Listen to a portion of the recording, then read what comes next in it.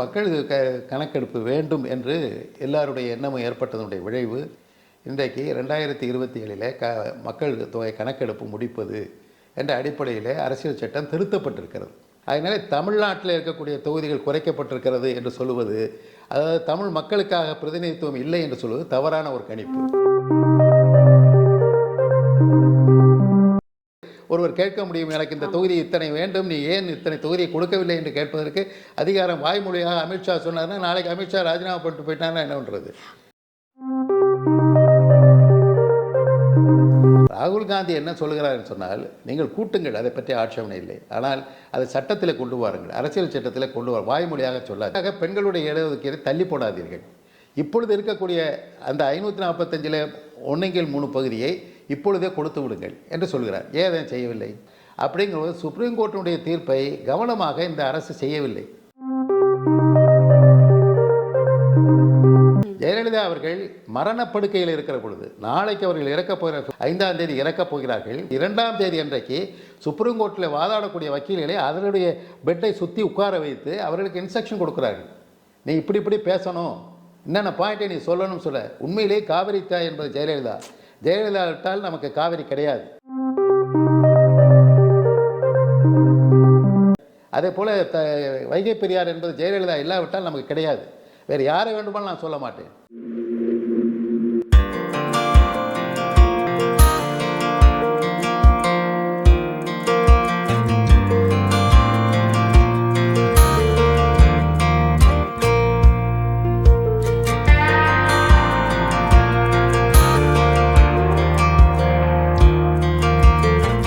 நேயர்களுக்கு வணக்கம். தமிழருவி தர்பாரின் சந்திப்போமா நிகழ்விற்கு உங்களை அன்போடு வரவேற்கிறோம். இன்றைக்கு 2004 2016 வரை 2 முறை மாநிலங்களவை உறுப்பினராக இருந்தவர். 1999 முதல் 2004 வரை மக்களவை உறுப்பினராக இருந்தவர். வணிகம் மற்றும் தொழில்துறையின் இணை அமைச்சராக மன்மோகன் சிங் அரசில் பங்கேற்றவர். அறிவார்ந்த அரசியல்வாதியாக மட்டும் இல்லாமல் உச்சநீதிமன்றத்தின் வழக்கறிஞராகவும் பணியாற்றி வருபவர். 2 முறை ஐக்கிய நாடுகள் சபைக்கு சென்று உரை நிகழ்த்தியவர். மனிதநேய போராளியான மதிப்பிற்குரிய ஐயா சுதர்சன நாச்சியப்பன் அவர்களை சந்தித்து பேசலாம். வணக்கம் ஐயா.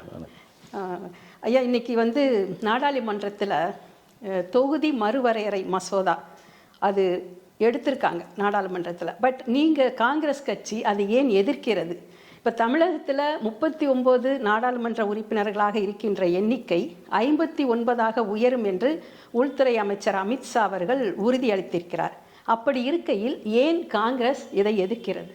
மக்கள் கணக்கெடுப்பு அப்படிங்கிறது ஒவ்வொரு 10 ஆண்டும் எடுக்க வேண்டிய ஒரு கட்டாயம் இருக்கிறது. பிரிட்டிஷ்காரர்கள் காலத்தில் தான் முதல்ல மக்கள் கணக்கெடுப்பு கொண்டு வந்தார்கள்.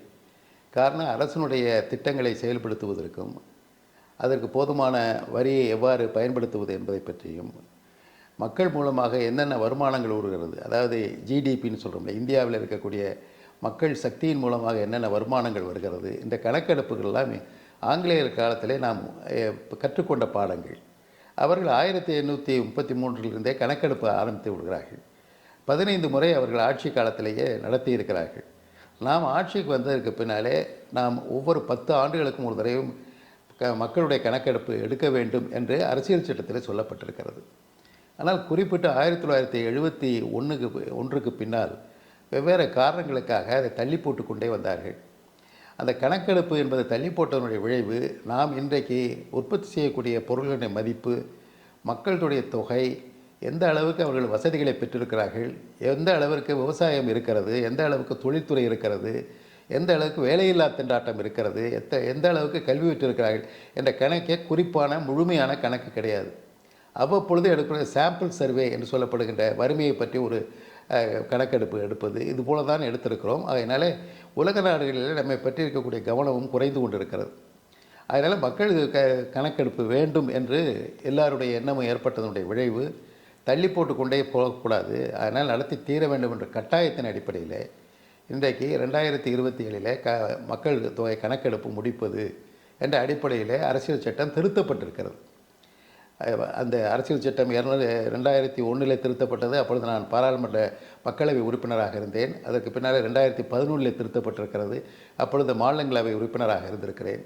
இப்பொழுது திருத்தப்பட்டிருக்கக்கூடிய நிலைப்பாடு நாம் அதையும் தள்ளி கொண்டு வந்து 27க்குள்ளாக என்று சொல்கிறோம். இது ஒரு வகை.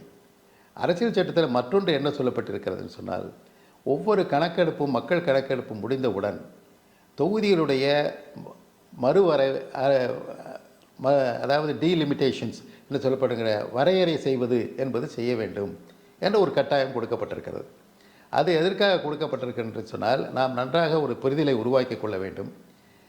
இந்தியா என்பது இன்றைக்கு 545 தொகுதிகளாக பிரிக்கப்பட்டிருக்கிறது. அதில் சில தொகுதிகள் 2,50,000 ஜனத்தொகை இருக்கக்கூட லட்சத்தீவு போன்றது, டையூ டாமன் போன்ற பகுதிகளுக்கு, பாண்டிச்சேரி போன்ற பகுதிகளுக்கெல்லாம் பிரதிநிதித்துவம் இருக்கிறது. நான் நின்ற சிவகங்கை பாராளுமன்றத்தில் 13 லட்சம் மக்கள் தொகை இருக்கிறது. ஓட்டு போடுபவர்கள் என்பது 7 லட்சம் தான் ஓட்டு போடுவார்கள். அப்படி என்றால் இவ்வாறு வேறுபட்ட நிலைகள் இருக்கின்றன. அதனால் மக்கள் தொகையை வைத்து ஒரு வரையறை செய்யக்கூடாது என்று அரசியல் சட்டத்தை உருவாக்குகிற சட்டசபை உருவாக்கப்பட்ட பாராளுமன்றத்தில் இருக்கின்ற பொழுது அதை சட்டசபை என்று சொல்லுவோம். அந்த அரசியல் நிர்ணய சபை அதிலே இந்த விவாதம் வருகிறது. ஒரு தனிநபர் வெட்டு தீர்மானம் கொண்டு வருகிறார். அவர் சொல்கிறார், மக்கள் தொகை அடிப்படையில் தான் நீங்கள் இடத்தை பிரிக்க வேண்டுமே தவிர எல்கையை வைத்து பிரிக்கக்கூடாதுன்னு சொல்கிறார். அது கூடாது, அது தவறானது என்று சொல்கிறார்கள். அதற்கு காரணம் என்று சொன்னால், இந்தியா மாநிலங்களாக பிரிக்கப்பட்டிருக்கிறது. அது ஒரு வரையறை. தமிழ்நாடு என்பது வரையறை விரிவுபடுத்த முடியாது. ஆனால் மக்கள் தொகையை கூடிக்கொண்டே இருக்கலாம். ஒரு இடத்திலிருந்து மற்றொரு இடத்திற்கு செய்யலாம். இந்த தலைப்பை பற்றி நான் ஆய்வு செய்கின்ற பொழுது நான் பார்த்த முடிவு என்றால், கடந்த 20 ஆண்டுகளுக்குள்ளாக அரசியல் சட்டத்திலே கனவு கண்ட இந்தியா என்ற ஒரு நாடு உருவாக்கப்பட்டிருக்கிறது. அதனால் தமிழ்நாட்டில் இருக்கக்கூடிய தொகுதிகள் குறைக்கப்பட்டிருக்கிறது என்று சொல்லுவது, அதாவது தமிழ் மக்களுக்காக பிரதிநிதித்துவம் இல்லை என்று சொல்வது தவறான ஒரு கணிப்பு. பல கோடி மக்கள் இன்றைக்கு 8 கோடி மக்கள் என்று கணக்கெடுத்திருக்கிறோம். அந்த 8 கோடியில் 6 கோடி தான் தமிழர்கள், 2 கோடி வெவ்வேறு மாநிலத்தை சார்ந்தவர்கள். அதை போலவே இந்தியாவில் இருக்கக்கூடிய டெல்லியில் நீங்கள் பார்த்தீங்கன்னா கிட்டத்தட்ட 35 லட்சம் பேர் தமிழர்கள் வாழ்ந்து கொண்டிருக்கிறார்கள். கர்நாடகாவில் பார்த்தீங்கன்னா 1 கோடி மக்கள் தமிழர்கள் வாழ்ந்து கொண்டிருக்கிறார்கள். அங்கே ஓட்டுரிமை பெற்றிருக்கிறார்கள். அதனால் ஒவ்வொரு மாநிலத்தையும் தமிழர்கள் இல்லாத மாநிலமே இல்லை என்று நாம் சொல்ல முடியும். காஷ்மீரில் இருக்கிறார்கள், இப்போ சிக்கிமில் இருக்கிறார்கள், எல்லா மாநிலத்திலும் இருக்கிறார்கள். அதனால் தமிழருடைய பாதுகாப்பு, தமிழ் மொழியினுடைய பாதுகாப்பு என்பது இந்த பாராளுமன்ற உறுப்பினர்களால் பாதுகாக்கிறார்கள் என்று நாம் சொல்ல இயலாது. அதனால் இதில் கணக்கெடுக்க வேண்டியது ஒரே எல்கை தான். அதுக்குள் மக்கள் தொகை மாறிக்கொண்டே இருக்கும். அதை முதலிலேயே தடுத்து விட்டார்கள். மக்கள் தொகை அடிப்படையில் நீங்கள் கணக்கு போடக்கூடாது, வரையறை அடிப்படையில் தான் செய்ய வேண்டும் என்று. ஆனால் இன்றைக்கு நீங்கள் கேள்வி கேட்கலாம், இன்றைக்கு நாங்கள் சொல்லுகிறார்களே நீங்கள் எல்லாம் ஏன் தடுக்கிறீர்களே என்று நீங்கள் கேட்கலாம். அதற்கு காரணம் சொன்னால், நமக்கு வேறு ஒரு காரணத்தை நாம் உற்பத்தி செய்து கொண்டிருக்கிறோம். ஒரு தவறான காரியத்தை ஒவ்வொரு முறையும் மக்கள் மத்தியில் கொண்டு செல்கிறோம். ஆகையினாலேயே இந்த கணக்கெடுப்பு என்பது தள்ளி வந்தது. அதே போல் இதையும் தள்ளி கொண்டு செல்கிறார்கள். ஆனால் உண்மையில் கணக்கென்றால் பெண்களுக்கு இடஒதுக்கீடு பாராளுமன்றத்திலையும் சட்டமன்றத்திலையும் வரவிடாமல் தடுப்பதற்குத்தான் இதை ஒன்றிணைத்திருக்கிறார்கள் என்பதுதான் இன்றைக்கு என்னுடைய ஆய்வினுடைய குறிப்பு. 3 சட்டங்களை ஒரே நேரத்தில் கொண்டு வர வேண்டிய அவசியம் இல்லை. 3ம் பாராளுமன்றத்தில் இருக்கிறது. ஒரு சட்டம் நிறைவேற்றப்பட்டுள்ளது பாராளுமன்றத்திலே 2023 மகளிருக்கான இடஒதுக்கீடு ஒதுக்கப்பட்டு விட்டது. அதில் கொடுக்கப்பட்டிருப்பது இன்றைக்கி இருக்கிற 548 தொகுதியில் 1/3 பகுதி அதிலிருந்து எடுத்துக் கொடுப்பது என்று இப்பொழுது சட்டம் இருக்கிறது. இப்பொழுது என்ன சொல்கிறார்கள், பிஜேபியும் மற்றவர்கள் என்ன சொல்கிறார்கள், இல்லை நாங்கள் அதை அதிகப்படுத்தி இரட்டிப்பாக ஆக்குகிற பொழுது நீங்களும் பலன் பெறுவீர்கள், பெண்களும் பலன் பெறுவீர்கள், ஆகையினாலே தள்ளி போடுவோம் என்று அவர்கள் கேட்கிறார்கள். அதுக்கு அரசியல் சட்டத்தை திருத்தி இந்த சென்சஸ் என்பதன் அடிப்படையிலேயே இந்த கணக்கெடுப்பு எடுப்பது, அப்படி எடுக்கிற பொழுது எவ்வளவு பெண்களுக்கு வரும் என்பதை பற்றிய அரசியல் சட்ட திருத்தமும் இன்றைக்கு பாராளுமன்றத்தில் நிலுவையில் இருக்கிறது. அதில் எண்ணிக்கை சொல்லப்படவில்லை. நீங்கள் சொன்னீர்கள் இரட்டிப்பாக ஆகப் போகிறது, எண்ணிக்கையை அந்த சட்டத்தில் சொல்லவில்லை. சொல்லாமலேயே வாய்மொழியாக ஒருத்தர் சொல்லுகிறார். அரசியல் சட்டத்திற்கு வாய்மொழியாக யாரும் சொல்ல முடியாது. எழுத்துப்பூர்வமாக அந்த சட்டத்தில் இருக்க வேண்டும். அரசியல் சட்டத்தில் இருந்தால் தானே ஒருவர் கேட்க முடியும், எனக்கு இந்த தொகுதி இத்தனை வேண்டும், நீ ஏன் இத்தனை தொகுதியை கொடுக்கவில்லை என்று கேட்பதற்கு அதிகாரம். வாய்மொழியாக அமித்ஷா சொன்னார்னா நாளைக்கு அமித்ஷா ராஜினாமா பண்ணிட்டு போயிட்டாருன்னா என்ன பண்ணுறது? அதனால் வாய்மொழியாக சொல்வதை ஏற்றுக்கொள்ள முடியாதுதான் காங்கிரஸ் கட்சியுடைய நிலைப்பாடு, எல்லாருடைய நிலைப்பாடு. 3வது என்ன அப்படின்னு சொன்னால், டீலிமிட்டேஷனை இதை ஏன் இணைக்கிறீர்கள்?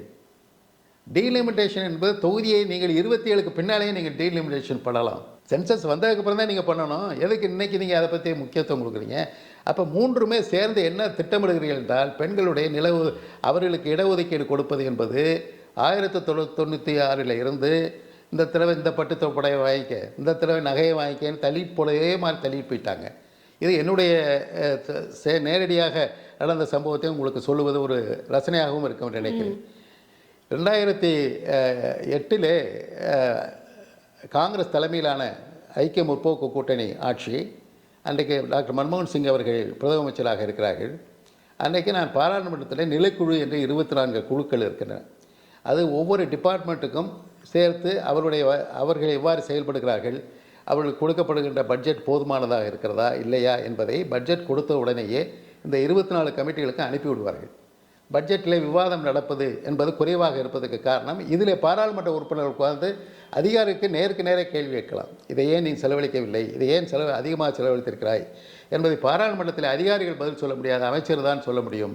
ஆனால் அங்கே நேருக்கு நேரே மந்திரி என்ன கேள்வி அவருடைய அதிகாரிகளை கேட்கிறாரோ அதை விட அதிகமாக நாம் கேள்வி கேட்க முடியும். அதற்கு நான் தலைவன். அந்த அடிப்படையில் இந்த சட்டத்திற்காக பெண்கள் இடஒதுக்கீடு சட்டம் எனக்கு அனுப்பப்பட்டது, வரையறை. இது எனக்கு வந்தது என்ற உடனேயே நான் பெண்களுக்கு சார்பாக இருப்பேன் என்ற அடிப்படையில் நஜ்மா அப்துல்லா என்று 3 முறை அவர் டெப்டி சேர்மனாக ராஜ்யசபாவில் இருந்தவர், மூத்த அரசியல்வாதி, பின்னாலே கவர்னராக இருந்து இன்றைக்கு மறந்து விட்டார். அவர் உறுப்பினராக என்னோடு சேர்ந்தார். அதே போல் பிருந்தா காரத் அவர்கள் வந்து சேர்ந்தார்கள். இவர்களெல்லாம் பெண்களுக்காக அதிகமாக செயல்படுவார்கள். 2008 எனக்கு அனுப்பப்பட்டது. தொடர்ந்து ஒரு ஆண்டு முழுமையாக இந்தியாவுடைய எல்லா பகுதிக்கும் சென்று எல்லா கட்சிக்காரர்களையும் சந்தித்து எல்லா விதமான பெண்கள் குழுவையும் சந்தித்து அதற்கு அடுத்து அந்த அறிக்கையை 2009 கடைசியிலே தயார் செய்திருக்கிறேன். அது தயார் செய்திருக்கிறேன், நான் செய்வதில்லை, எல்லோரும் கூட்டாக உட்கார்ந்து பேசி முடிவெடுக்கிறோம். அதில் உடனடியாக அதை எடுப்பிலேயே நீங்கள் அந்த சட்டத்தை நிறைவேற்றக்கூடிய ஒரு சூழலிலே உருவாக்கி வைத்திருக்கிறோம். எஸ்சி எஸ்டிக்கு எப்படி ஒதுக்கீடு செய்வது, ஓபிசியை கேட்டார்கள், அவர்களுக்கு எப்படி இங்கே ஒதுக்கீடு செய்ய முடியாது, சட்டமன்றம் பரிந்துரை செய்தால்தான் பண்ண முடியும் என்ற அளவிற்கு விரைவாக அந்த அறிக்கையை தயார் செய்தோம். எல்லோருக்கும் ஒரு பெரிய மகிழ்ச்சி. இவ்வளவு காலமாக பெண்களுக்கு கிடைக்காத ஒன்று கிடைக்கப் போகிறதே, அரிய ஒரு மணி நமக்கு கிடைக்கப் போகிறதே என்று பிருந்தா காரத் அவர்களும் இவர்களும் பல முறை என்னை பாராட்டியிருக்கிறார்கள். ஆனால் கடைசியிலே ஆண் ஆதிக்கம் எவ்வாறு செயல்படுகிறது என்பதற்காக சொல்கிறேன். 2009 கடைசி கூட்டம் நான் போட்டு அதை வரையறுக்கப்பட்டு அந்த ரிப்போர்ட்டு முதல் டிராஃப்டிங் முடித்து வைத்திருந்ததோடு என்னை தலைவர் பதவி விட்டு நீக்கிவிட்டார்கள். நீக்கிவிட்டு 9 மாதம் தள்ளி அதற்கு பின்னாலே 2009 கடைசியிலே அதை கொண்டு வந்து 2010 கடைசியிலே கொண்டு வந்து ஜெயந்த் நடராஜனை தலைவராக போட்டு என்னுடைய ரிப்போர்ட்டை பூராத்தையும் எடுத்துவிட்டு ஒன்றுக்குமே உதவாத ஒரு ரிப்போர்ட்டை தயார் செய்து அதை இரவு 12 மணிக்கு ராஜ்யசபாவிலே நானும் உட்பட நாங்கள் அதை நிறைவேற்றினோம். முலாயம் சிங் யாதவ் எல்லோரையும் வெளியேற்றி விட்டு தூக்கி கொண்டு வெளியேற்றுவது பாராளுமன்ற வரலாற்றிலே கிடையாது. ஆனால் அதை செய்த சட்டமன்றத்தில் தான் நடக்கும். இல்லை ஆள் வைத்து தூக்கி கொண்டு வெளியில் விட்டு நாங்கள் முடிவு செய்தோம். ஆனால் மக்களவைக்கு போக முடியவில்லை. மக்களவை தேர்தல் 11 தேர்தல் வந்துவிட்டது. அதோடு அப்படியே இருந்தது. இப்பொழுது பிஜேபி வந்தால் நாங்கள் செய்ய போகிறோம் என்று ஆரம்பித்தார்கள். அதில் நான் சொல்லியிருப்பதில் முக்கியமான கருத்து என்னவென்னு சொன்னால், இந்த 545 பேரை பிரித்து அதில் 130 பேர், அதில் கிட்டத்தட்ட ஒரு 170 பேர் நீங்கள் வெளியில் எடுக்க வேண்டியிருக்கும். ஒவ்வொருவருக்கும் முலாயம் சிங் யாதவ் சொல்லுகிறார் பெண்களுக்கு கொடுக்காதீர்கள் என்று சொல்கிறார். அவருடைய மகள் இன்றைக்கு அவருடைய மகன் ஒரு எம்பியாக இருக்கிறார், மருமகள் ஒரு எம்பியாக இருக்கிறது. இது அவருக்கு கிடைக்குமே ஆனால் அவர் ஏற்றுக்கொள்வார். அதனால் நான் என்ன சொன்னேன் என்று சொன்னால், இந்த 545 போக இன்னும் அடிஷனலாக 180 பேரை சேருங்கள். அந்த 180 பேர் பெண்களுக்காக ஒதுக்கீடு செய்யுங்கள். பாராளுமன்றத்துடைய அவை இன்றைக்கு இருக்கக்கூடிய மக்களவை போதுமான அளவு உட்கார முடியாது. அதனால் மத்திய சென்ட்ரல் ஹால் அதற்கு மாற்றுங்கள். அதற்கு பதிலாக ராஜ்யசபாவுக்கும் இடஒதுக்கீடு வேண்டும் என்று நாங்கள் கேட்டிருந்தோம். அதையும் நீங்கள் அதுக்கு கொடுக்கிற பொழுது லோக்சபாவுக்கு கொண்டு வாருங்கள் என்றெல்லாம் வரையறையோடு எழுதியிருக்கு. அந்த ரிப்போர்ட்டை அப்படியே எடுத்துவிட்டு இப்பொழுது ஒன்றும் இல்லாமல் அவர்களுக்கு கொடுக்க வேண்டும் என்று மட்டும் இருக்கிறது. இன்றைக்கு பிஜேபியும் அதைத்தான் சட்ட திருத்தமாக 2023 கொண்டு வந்திருக்கிறார்கள். அதை செயல்படுத்த வேண்டுமேயானால் இன்றைக்கு சென்சஸ் வரட்டும், இந்த டீலிமிட்டேஷன் நடக்கட்டும் என்று ஒரு பொய்யான ஒரு காரணத்தை காட்டுகிறார்கள். பட் இந்த மசோதா நடைமுறைக்கு வந்தால் பிரதிநிதித்துவத்தின் அடிப்படையில் தமிழகத்தினுடைய பிரதிநிதித்துவம் 7.18 விழுக்காட்டிலிருந்து 7.23% உயரும் என்றும் 10 லட்சம் மக்களுக்கு ஒரு நாடாளுமன்ற உறுப்பினர் என்ற வகை மாறி 7 லட்சம் மக்களுக்கு ஒரு நாடாளுமன்ற உறுப்பினராக வருவதற்கும் ஒரு நல்ல நிலை வரும்போது ஏன் இதை நீங்கள் எதிர்க்க வேண்டும்? அதாவது மக்கள் தொகை இதில் மாற்றமே இருக்காது. மற்ற மக்கள் தொகை என்பது இப்போ நானே சொன்னேன், இப்போ சிவகங்கை பாராளுமன்றம் என்பது 13 லட்சம் மக்கள் இருக்கக்கூடிய ஒரு பகுதி. கிட்டத்தில் 2 மாவட்டங்களிலிருந்து வருகிறது. ஒன்று புதுக்கோட்டை மாவட்டத்திலிருந்து 2 தொகுதி வருகிறது. அதே போல் அருகில் இருக்கக்கூடிய சிவகங்கை மாவட்டத்திலிருந்து 4 தொகுதிகள் சேருகின்றன. முன்னாலே அதே போல் ராமநாதத்தை சார்ந்த திருவாடனை இருந்தது. அதனால் மக்கள் தொகை இதில் கூடுவது குறைப்பது என்ற கேள்வியே கிடையாது. உத்தரப்பிரதேசத்தில் 25 லட்சத்திற்கு ஒருவர். அதே நிலை தான் இன்றைக்கும் இருக்கும். அவங்களுக்கு நீங்கள் இன்றைக்கி கொடுக்கக்கூடியது 100 தொகுதிகள் அவர்கள் இருந்தார்கள். உத்தரப்பிரதேசம் என்ற மாநிலத்திற்கு 100 தொகுதி இருந்தது. பண்டிட் ஜவஹர்லால் நேரு மற்றவர்களோ பிரதம மந்திரி அவர்கள் அதிலே அதிகமான எண்ணிக்கை எடுத்து வருவார்கள். 80 தொகுதியை பெற்ற உடனேயே 80லிருந்து ஆரம்பிக்கிற அளவிற்கு அவர்களுக்கு வாய்ப்பு கிடைத்தது. ஆனால் இன்றைக்கு உத்தரகாண்ட் என்று தனியாக பிரித்தவுடன் அந்த 80ஆக மாறிவிட்டது. நாளைக்கு 3 மாநிலங்கள் பிரிப்பார்கள். அது இன்னும் குறைந்து கொண்டே செல்லும். இந்த 100 என்பது இன்றைக்கு இருக்கக்கூடிய 80 அவர்கள் 160 ஆகிவிடும் என்பதெல்லாம் கற்பனை. அப்படி வறுமையானாலும் மாநிலங்கள் எல்கை பிரிக்கப்படுகின்ற பொழுது அதைத்தான் வகுத்து கொள்ள வேண்டும். இனிமேல் வெளியிலிருந்து கொண்டாந்து நீங்கள் எல்கையை சேர்க்க முடியாது. ஒரு வரையறை என்பது எல்கை, முதல்ல டெரிட்டரி வேண்டும். அந்த தமிழ்நாடு என்ற டெரிட்டரியை நீங்கள் பிரிக்கணும். எத்தனை பிரிக்கணும்? இப்போ இருக்கக்கூடிய எண்ணிக்கை நட்பில் 39 பிரிக்கணும். இந்த 39 பிரிக்கிற போது மக்கள் எண்ணிக்கையில் கூடிய மட்டில் பார்க்கலாமே தவிர ஒரு தொகுதியில் கூடுதலாக இருக்கும், ஒரு தொகுதியில் குறைவு இருக்கும் மக்கள் தொகை. இன்றைக்கும் அது இருக்குது. அதனால் இந்த தொகை மக்கள் தொகைக்கும் இதுக்கு கணக்கு கிடையாது. ஒன்று. இரண்டாவது, அதிகமான வாய்ப்பு கிடைக்கும் என்று சொல்வதை நான் மறுக்கவில்லை, எல்லோரும் ஏற்றுக்கொள்கிறோம். ஆனால் அதிகமான வாய்ப்பு கிடைக்கிற பொழுது அதற்காக உத்தரப்பிரதேசத்தில் அதிகமாக வாய்ப்பு கிடைக்கும், அவர்கள் ஓட்டு போட்டு நாங்களையெல்லாம் காலி செய்தார், அந்த கணக்கு இல்லை.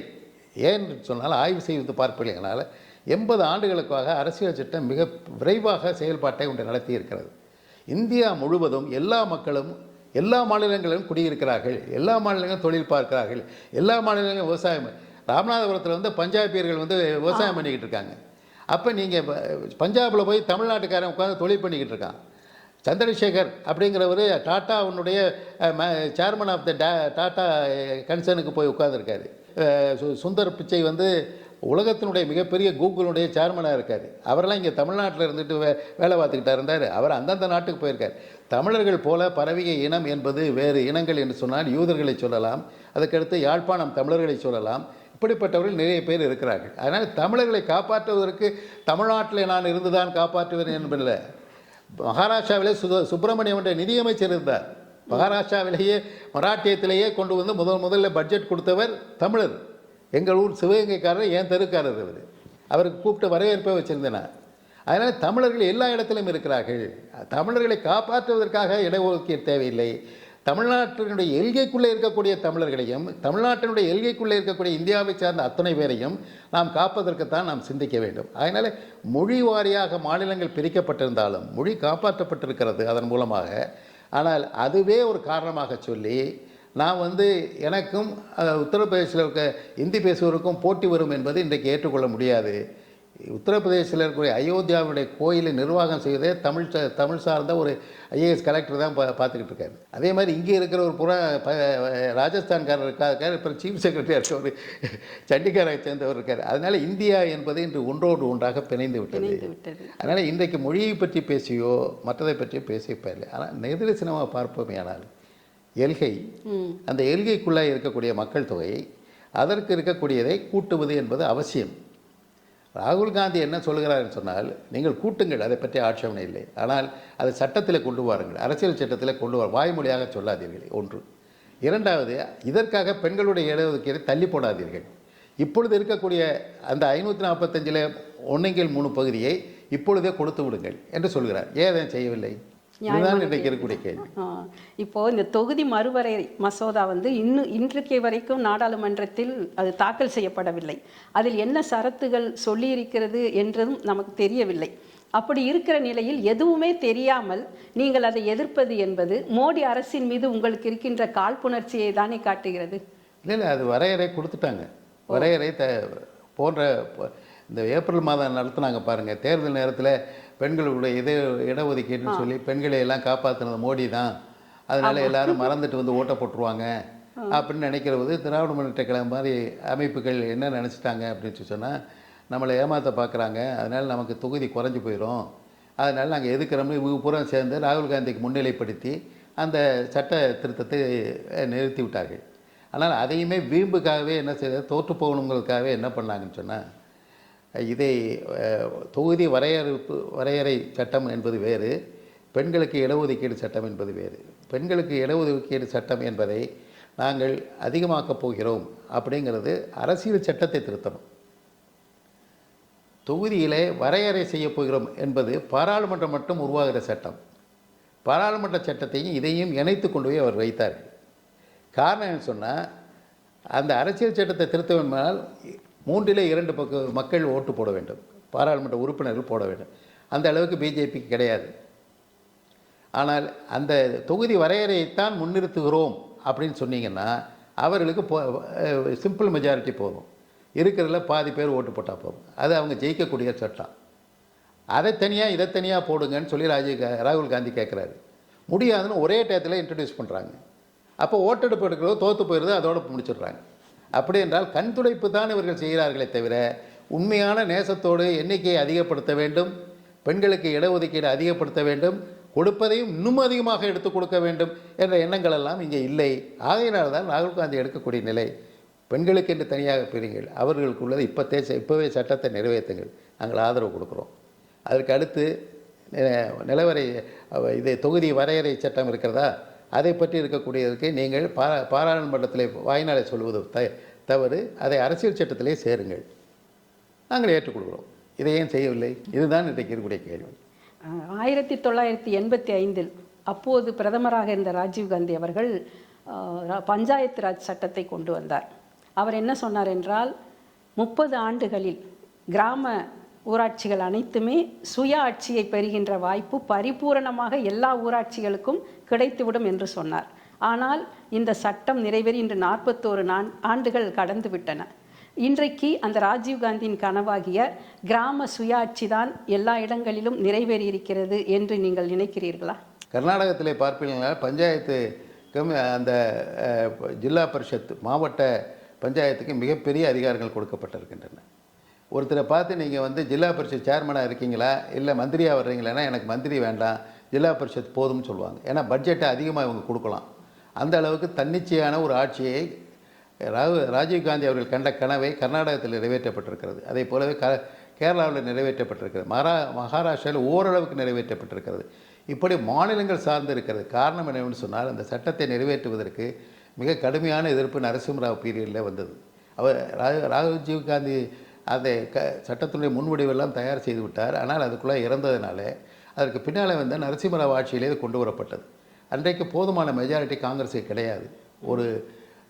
எல்லோரையும் சரிப்படுத்தி கொண்டு தான் ஒரு ஆட்சியை நடத்த வேண்டியது. அதனால் மாநிலங்களுக்கு சில உரிமைகளை கொடுக்க வேண்டிய அடிப்படையிலே மாநில ஆட்சியாளர்களுக்கு அதிகமான உரிமையை கொடுத்து இந்த சட்டத்தை அரசியல் சட்டத்தில் கொண்டு வந்து விட்டோம். இன்றைக்கு இந்தியா என்பது ஒரு மக்களாட்சியினுடைய விஸ்வரூபத்தை எடுத்திருக்கிறது.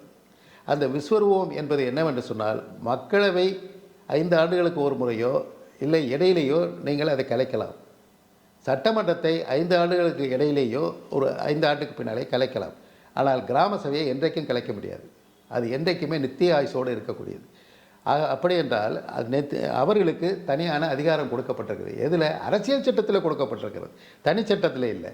அப்போ அரசியல் சட்டத்தில் கொடுக்கப்பட்ட உரிமை கொடுக்கப்பட்டது. ராஜீவ்காந்தி அவர்கள் செய்த கனவு இன்றைக்கும் நடைபெறுகிறது. ஆனால் தமிழகத்தில் அது முழுமையாக வரவில்லை.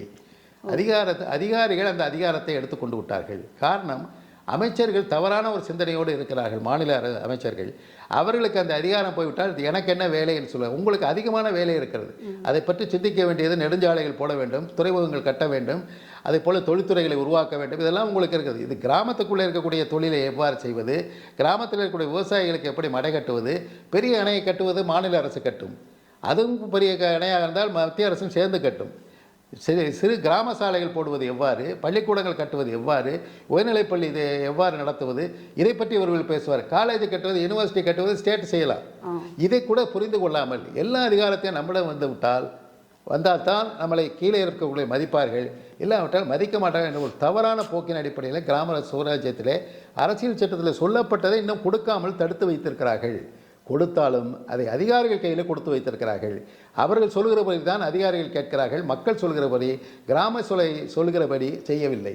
இப்போ காங்கிரஸ் ஆளுகின்ற மாநிலங்களிலேயே காந்தியின் கனவு, ராஜீவ் காந்தியின் கனவாகிய அந்த கிராம சுயாட்சி என்பது முழுமையாக நிறைவேறவில்லை இல்லை என்றால் அதை முழுமையாக நிறைவேற்றுவதற்கு இனி என்ன செய்ய வேண்டும் என்று நினைக்கிறீர்கள்? அதாவது முழுமையான நிறைவுங்கிறது மாநில பொறுப்புக்கு வர்றாங்களே. இப்போ விஜய் அவர்கள் முதலமைச்சராக வந்திருக்கார். அவர் இதை பற்றி சிந்திக்கணும். சிந்திச்சு அவர் கிராம சாலைகள் போடுறதை பற்றி இங்கே பேசக்கூடாது. அதை கொண்டு கிராமத்தில் கொடுத்துருவோம். கிராமத்துக்கு இப்போ நீங்கள் மகாத்மா காந்தி ஊரக வேலைவாய்ப்பு திட்டமே இந்த கிராம ராஜ்யத்தினுடைய முக்கியமான ஒரு பங்கு. அந்த பெயரையே மாற்றிட்டு ஸ்ரீராம்னு மாற்றிட்டாங்க. அந்த ராம்ஜின்னு ஒரு சட்டத்தை கொண்டாந்துருக்காங்க. அது யார் முடிவெடுக்கிறது அப்படின்னு சொன்னால், கிராம சபை பார்த்து இன்றைக்கி எனக்கு பள்ளிக்கூடம் கட்டலை, அதை கட்டுவோம், இன்றைக்கி சாலை வேணும், இன்றைக்கி வாய்க்கால் கட்டணும், இன்றைக்கி ஒரு மருத்துவ அப்படின்னு தீர்மானம் போட்டு விட்டால் அதற்கு அந்த ராம்ஜியினுடைய பணம் வரும். இன்றைக்கு அந்த சட்டத்தில் இருக்கிறது. அதை செயல்படுத்த நீங்கள் அனுமதிக்க வேண்டும். அதில் என்ன செய்கிறாருன்னு சொன்னால், காங்கிரஸ் ஆட்சி இருக்கின்ற பொழுது 90% காங்கிரஸ் ஆட்சி மத்திய அரசு கொடுத்தது, 10% மாநிலத்துக்கு கொடுங்கன்னு சொன்னோம். இப்பொழுது பிஜேபி என்ன செய்கிறதுன்னு சொன்னால், நீங்கள் 40% போடுங்கள், நாங்கள் 60% போடுகிறோம் என்று சொல்கின்ற போது இவர்கள் நிதி போதுமான அளவுக்கு இல்லை. ஆகையினால அந்த திட்டத்தை செயல்படுத்த மாட்டேங்கிறார்கள். இன்றைக்கு செயல்படுத்துவது விஜய் அவர்கள் ஆட்சிக்கு வந்த உடனடியாக அந்த பணத்தை ஒதுக்கீடு செய்திருக்கிறார். அது செயல்படுகிற பொழுது நமக்கு தெரியும் கிராமத்தில் எந்த அளவுக்கு சுதந்திரமாக செயல்படுகிறார்களா, எந்தெந்த திட்டங்கள் நிறைவேற்றப்பட்டிருக்கிறது, எந்தெந்த கிராமம் தன்னாட்சி பெற்றதாக இருக்கிறது என்பது. நீங்கள் பழனித்துறை அவர்களோடு சேர்ந்து ஒரு நேர்முகம் கூட வைத்திருந்தீர்கள். அவருடைய கேட்பீர்கள் மிக அதிகமாக சொல்லுவார், இளைஞர்கள் எந்த அளவிற்கு திரண்டு வருகிறார்கள் இந்த திட்டத்தின் அடிப்படையிலே என்பது நம்மளால் சொல்ல முடியும். இப்போது காவிரி பிரச்சனை என்பது ஒரு தீர்க்க முடியாத பிரச்சனையாக தொடர்ந்து நிலவி கொண்டே தான் இருக்கின்றது. இதனால் இரு மாநிலங்களுக்கும் இடையே இருக்கிற உறவும் சீர்குலைந்து கிடக்கிறது. இப்போது அங்கு ஆட்சி செய்து கொண்டிருப்பது காங்கிரஸ் இயக்கம்தான். உச்சநீதிமன்றம் சொல்கின்ற தீர்ப்பையும் நாங்கள் மதிக்க மாட்டோம், காவிரி ஆணையம் சொல்வதையும் கேட்க மாட்டோம், காவிரி ஒழுங்காற்றுக்குழு பிரித்து கொடுத்தபடி தண்ணீரை தமிழகத்திற்கு தரமாட்டோம் என்றெல்லாம் சொல்லுவது முறையா? அது யார் சொல்கிறான்னு நீங்கள் நினைக்கிறீங்க? கர்நாடக அரசு இன்னைக்கு என்ன பண்ணுறாங்க அப்படின்னு சொன்னால், காவிரி நடுவர் நீதிமன்றத்தின் மூலமாக ஒரு தீர்ப்பு, ஒரு இடைக்கால உத்தரவுகள் கொடுக்கப்பட்டிருக்கிறது. அதை செயல்படுத்த வேண்டும். அதை செயல்படுத்துகிற போது காவிரியில் இருக்கக்கூடிய ரொம்ப வேடிக்கையாக இருக்கும் உங்களுக்கே, கர்நாடகத்தில் அந்த விவசாயத்தின் மூலமாக அந்த காவிரி தண்ணி மூலமாக பயன்படக்கூடியவர்கள் கர்நாடகத்தில் இருக்கக்கூடிய தமிழர்கள். அதே மாதிரி இதை பார்த்திங்கன்னா, இப்போ வைகை பெரியாரை பார்த்திங்கன்னா கேரள தமிழர்கள் நம்ம ஏரியாவில் தேனியில் ஏகப்பட்ட நிலத்தை வாங்கி அதுதான் அவங்க தான் பலன் பெறுறாங்க.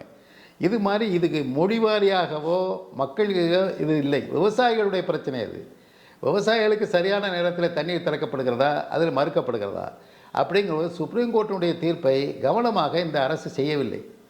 ஜெயலலிதா அவர்கள் மரணப்படுக்கையில் இருக்கிற பொழுது, நாளைக்கு அவர்கள் இறக்கப் போகிறார்கள், 5ஆம் தேதி இறக்கப் போகிறார்கள், 2ஆம் தேதி அன்றைக்கு சுப்ரீம் கோர்ட்டில் வாதாடக்கூடிய வக்கீல்களை அதனுடைய பெட்டை சுற்றி உட்கார வைத்து அவர்களுக்கு இன்ஸ்ட்ரக்ஷன் கொடுக்குறார்கள். நீ இப்படி பேசணும், என்னென்ன பாயிண்ட்டை நீ சொல்லணும்னு சொல்ல. உண்மையிலேயே காவிரி தாய் என்பது ஜெயலலிதா. ஜெயலலிதா விட்டால் நமக்கு காவிரி கிடையாது.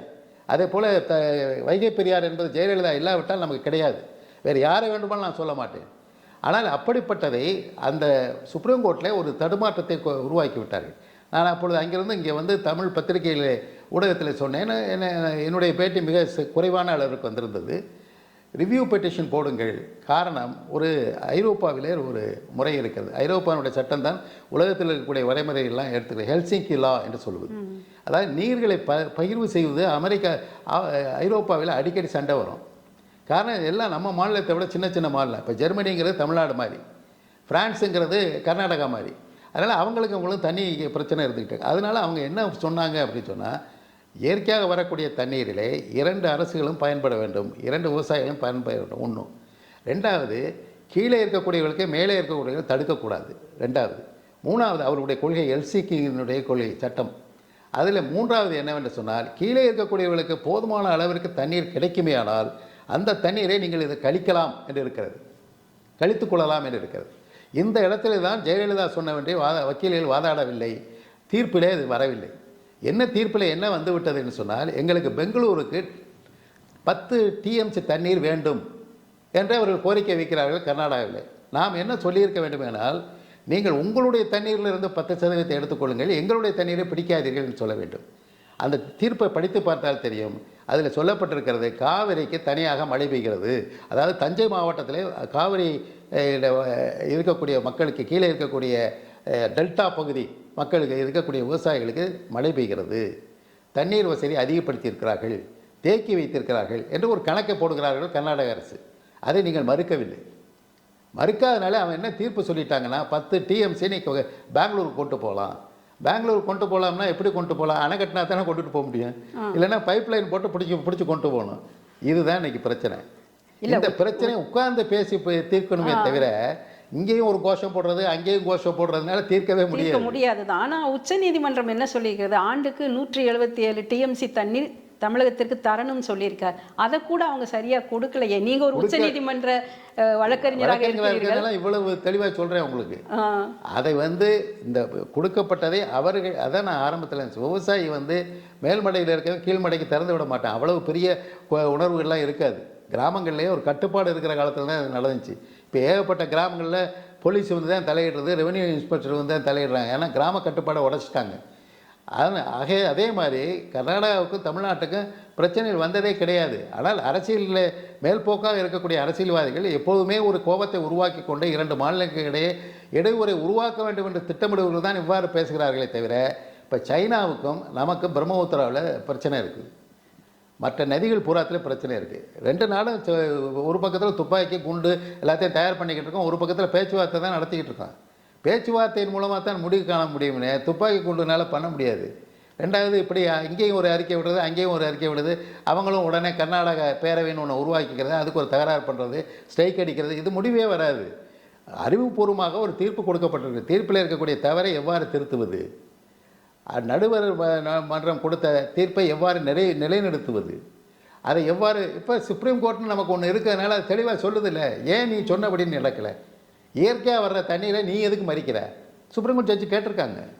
சுப்ரீம் கோர்ட் ஜட்ஜி கேட்டேன், நீ இப்போ திறந்து விட்டணும்னு சொல்கிற, காரணம் நீ திறந்து விடாமல் போனால் உன் பக்கத்தில் அழிவு வந்துடும், அதனால நீ திறந்து விட்டுருக்க. இவங்களுக்குன்னு இருக்கக்கூடிய தண்ணீரை எனக்கு திறந்து விடலன்னு கேட்குறாருல, அதுதான் நாகரிகம். அது கோஷம் போடுறதுனால நடக்காது. அறிவை அதிகப்படுத்தி கொண்டு வடக்கறிகள் ஒழுங்கான முறையில் சொல்லி, ஜெயலலிதா எவ்வாறு அவங்க டெத் பெட்டில் இருந்து கூட காவிரி தண்ணீரை எவ்வாறு பரிசீலனை கொண்டு வந்தார்களோ, தீர்ப்பு அதற்கு பின்னாலே வந்து விட்டது.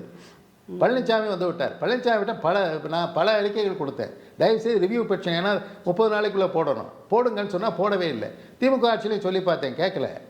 இப்போ அவங்க கோஷம் போட்டு என்ன பண்ணுறது? இப்போ இருக்கிறதுக்குள்ளே தான் நம்ம பார்க்க முடியும். தமிழறிவு ஐயா அவர்கள் உங்களை பற்றி மிக சிறப்பாக என்னிடம் பேசியிருக்கிறார். தமிழ்நாடு காங்கிரஸிலே ஒரு அறிவார்ந்த மனிதர், ஒழுக்கம் நிறைந்தவர், ஊழலுக்கு இடம் தராதவர், அந்த மாதிரி உங்களுடைய வாழ்க்கையை சமூக நலனுக்காகவே அர்ப்பணித்த ஒரு அரிய மனிதர்லாம் சொல்லியிருக்கிறாரு. இவ்வளவு நேர்மையான உயர்வான பண்புகள் இருந்தும் கூட நீங்கள் இன்னும் ஏன் தமிழ்நாடு காங்கிரஸின் பலமுறை முயன்றும் தலைவராக வர முடியவில்லை? இது ஒரு அரசியல் கேள்வி இருந்தாலும் பரவாயில்ல, நான் சொல்கிறேன். அதாவது அரசியலில் தமிழ்நாட்டில் நான் 1969 மாணவர் காங்கிரஸ்னு, அப்போ காங்கிரஸில் மாணவர் காங்கிரஸ்னு அமைப்பு கிடையாது. நான் சட்ட கல்லூரியில் படிக்கிற போது, சென்னையில் படிக்கிற போது நான் அதை உருவாக்கி அதில் வெற்றி பெற்று வந்தேன். அப்புறம் இந்திரா காந்தி பாம்பே மாநாட்டுக்கு போனேன். அதுக்கு பின்னாடி 72 காங்கிரஸ் கட்சிக்காக சிவகங்கைக்கு போனேன், எம்பி ஆகணுங்கிறதுக்காக தான் போனேன். அதிலிருந்து எனக்கு ஒரு லட்சியம் என்னென்னா, காங்கிரஸ் ஆட்சியை கொண்டு வரணும். அப்போ அதில் என்ன குறைபாடு இருக்குது, இருக்குன்னா, நான் தமிழை நேசித்து நாம் பேசுவதில்லை. பாரதியாரை ஒரு காங்கிரஸ்காரர், வஉசியை ஒரு காங்கிரஸ்காரர், நம்ம அதை செய்வதில்லை. அதனால் தமிழில் தெளிவாக நம்ம சொல்ல பழகணும், தமிழுக்காக நம்ம போராடணும், இல்லை தமிழ் மக்களுக்காக நம்ம போராடணும். இதெல்லாம் நம்ம செய்யாதனால தான் நம்ம ஆட்சியை இழந்துட்டோம். தேவையில்லாமல் ஒரு இந்திக்கு ஆதரவு கொடுப்பது போன்ற ஒரு மாயையை உருவாக்கிட்டோம். அதனால் இந்தி எதிர்ப்பு என்பதை திமுக என்ற ஒரு கட்சியை பயன்படுத்தி விட்டது. இதையெல்லாம் தடுத்து, அது போல் என்னுடைய அரசியல் பயணமும் அப்படித்தான் இருந்தது. இது நேரடியாகவே சொல்லுகிறேன், மறைந்தவர்களை நாம் சொல்லக்கூடாது. இருந்தாலும் இருந்தவர்களும் இன்றைக்கி இருக்கிறார்கள். அவர்களையும் சொல்வதில் எனக்கு தவறு கிடையாது. அன்றைக்கு சிதம்பரம் அவர்களும் கருணாநிதி அவர்களும் நான் தமிழ்நாடுடைய காங்கிரஸ் கமிட்டி தலைவராக வருவதற்கு 4 முறை முயற்சி செய்தேன். சோனியா காந்தி அவர்கள் முடிவெடுத்து விட்டார்கள். ஒவ்வொரு முறையும் ஏதாவது ஒரு காரணத்தை சொல்லி மாற்றி விடுவார்கள். உதாரணத்துக்கு ஒன்று சொல்லுகிறேன். ஒரு காலகட்டத்தில் இன்றைக்கி தான் அனௌன்ஸ் பண்ண போகிறாங்க. நேற்று நைட்டு ஃபோன் வருது. என்ன ஃபோன் வருதுன்னா, எங்களுக்கு சட்டசபை தேர்தல் வரப்போகுது, அடுத்து இந்த நேரத்தில் போய் தமிழ்நாடு காங்கிரஸ் கமிட்டி தலைவரை மாற்றினீங்கன்னா அதை ராமதாஸ்ன்னு இங்கே இருக்கார், அவர் மிக வலிமையான ஒரு அமைப்பை வச்சுருக்காரு, அவருடைய சம்பந்தி தான் கிருஷ்ணசாமி, அவரை நீங்கள் போட்டிங்கன்னா நம்ம பேச்சுவார்த்தை நடத்துறதுக்கு நல்லா இருக்கும்னு சொல்கிறார். சோனியா காந்தி என்ன பண்ணுவாங்க? சோசனாச்சப்பட்ட சொன்னால் நான் அவர் ஒதுங்கிக்கிடுவார், பரவாயில்லன்னு போட்டாங்க. இப்படி ஒரு 4 தடவை என்னை காலி பண்ணாங்க. அது காரணம் என்னன்னு சொன்னால், கலைஞரிடம் நீண்ட நேரம் நான் பேசிக்கிட்டு இருப்பேன். 5 நிமிஷம் தான் கொடுத்துருப்பாரு. ஆனால் 3/4 மணி நேரத்துக்கு முன்னாடி எந்திரிக்க விட மாட்டார். உட்காரும்பார்.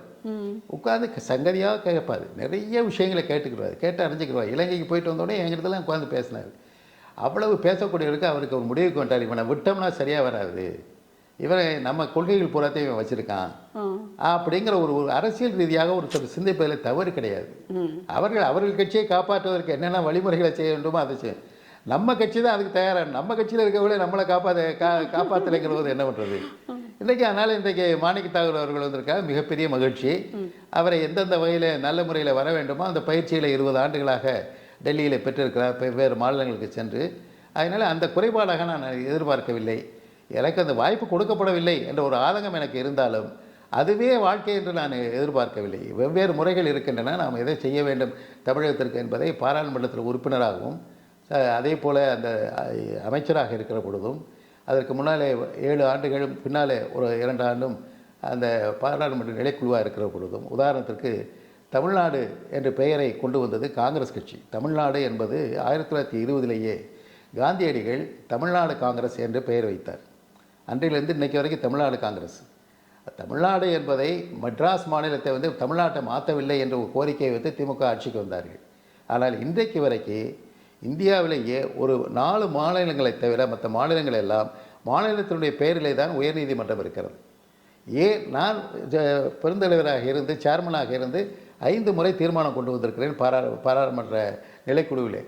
என்னவென்று சொன்னால், சென்னை உயர்நீதிமன்றம் என்பதை மாற்றிவிட்டு தமிழ்நாடு உயர்நீதிமன்றம் என்று வையுங்கள், தமிழை வழக்காடு மொழியாக மாற்றுங்கள் அப்படின்னு சொல்லி தீர்மானம் போட்டு அதை செயல்படுத்துவதற்கு பல முறை கேட்டிருக்கிறேன். அதை ஏன் என்ன செய்யவில்லை? இன்னைக்கு விஜய் அவர்களாவது அதை செய்ய வேண்டும். அதே போல் நாம் உணர்ச்சி வசப்படுவதில் பயனில்லை. ஆனால் நம்முடைய மொழியை காப்பாற்ற வேண்டும், பாரம்பரியத்தை காப்பாற்ற வேண்டும்.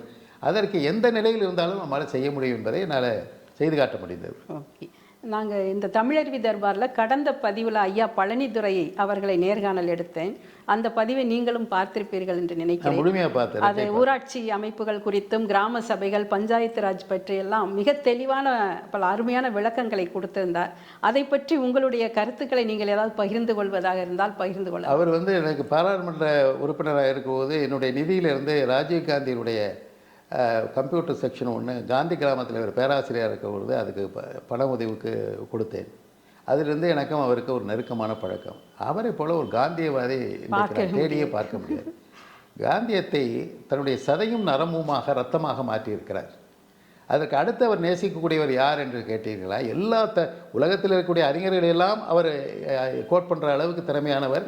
எல்லா இடங்களிலும் ஏகப்பட்ட ஆர்டிகிள் தினமணிகளையும் மற்ற பத்திரிகைகள் தனி தொகுப்புகளை எழுதியிருக்கார். தன்னுடைய எண்ணங்கள் எல்லாம் ராஜீவ்காந்தி செய்த கனவு, காந்தியடிகள் செய்த கனவை நிறைவேற்றினால் இந்தியா வலிமை பெறும் என்பதுதான் அவருடைய தீம்.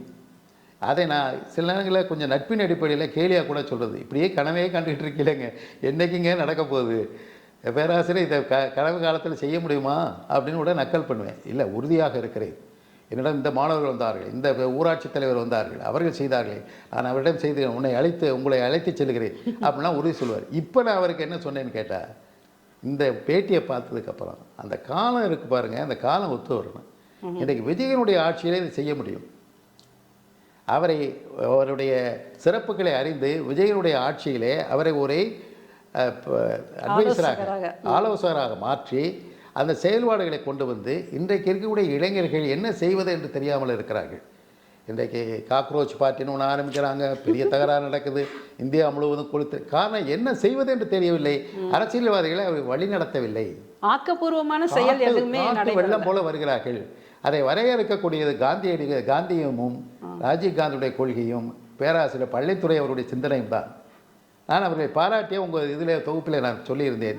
இன்றைக்கு அவர் நினைக்கக்கூடிய கனவு உலகத்திலிருந்து நனவு உலகத்துக்கு வரப்போகிறார், இதை பயன்படுத்தட்டும். இன்றைக்கு இருக்கக்கூடிய படித்த இளைஞர்கள் எல்லாம் கிராமத்தை நோக்கி சொல்கிறார்கள், வேர் நோக்கி என்று சொல்லி ஒரு சித்தாந்தமே இன்றைக்கு அகில உலகத்திலே வந்திருக்கு. எல்லாருமே towards the roots, searching for the roots, வேர்களை தேடி அப்படிங்கிறது உலக சித்தாந்தமாக மாறிடுச்சு. ஏன்னா உலகத்தில் பல நாடுகள் போய் பல நாடுகளை சம்பாதிச்சதுக்கப்புறம் தன்னுடைய ஊர் என்ன, தன்னுடைய விலாசம் என்ன.